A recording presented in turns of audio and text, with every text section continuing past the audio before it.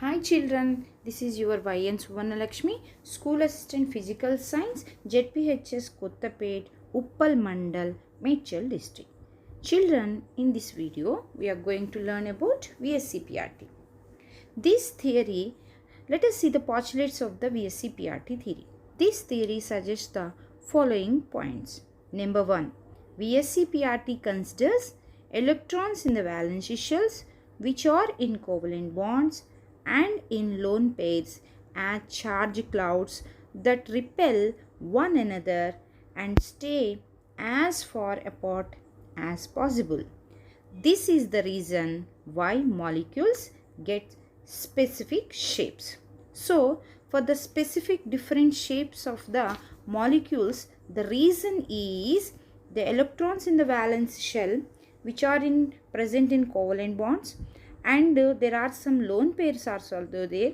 These lone pairs charge clouds that repel with one another and they stay as far apart as possible. This causes the different shapes of the molecules. Second point, if we know the total number of the electron pairs in the valence shell as covalent bonds and lone pairs in the central atom, it will help us to predict the arrangement of these pairs around the nucleus of central atom and form the shape of the molecule. So we know that we should know the total number of the electron pairs in the valence shells and to how many electrons are present in the covalent bond, or how many electrons are participating in the covalent bond, and how many lone pairs are not participating in the covalent bond, and how many lone pairs are surrounded by the central atom.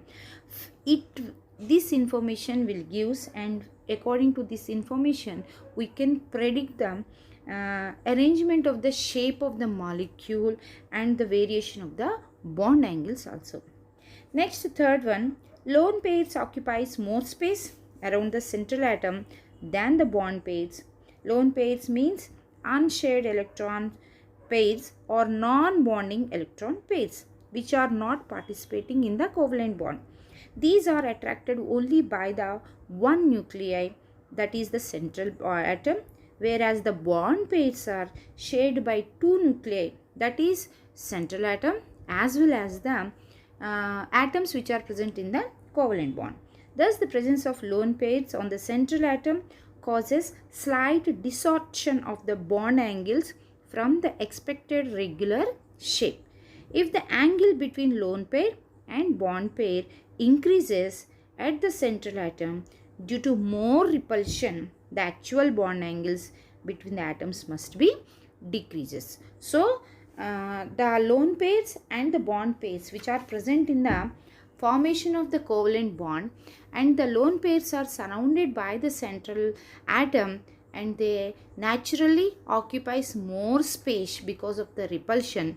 There are two kinds of repulsions between the lone pair and lone pair, and lone pair and bond pair, and lone pair generally occupies more space around the central atom so that they can insist or they can press the bond pairs more downwards, and there will be a slightly what we can say slightly a disturbance in the bond angles and slightly decrease in the bond angles instead of the regular expected bond angles of the molecules. So this theory explains that the lone pairs and the bond pairs, and these plays main key role in predicting the shapes of the molecules and bond angles.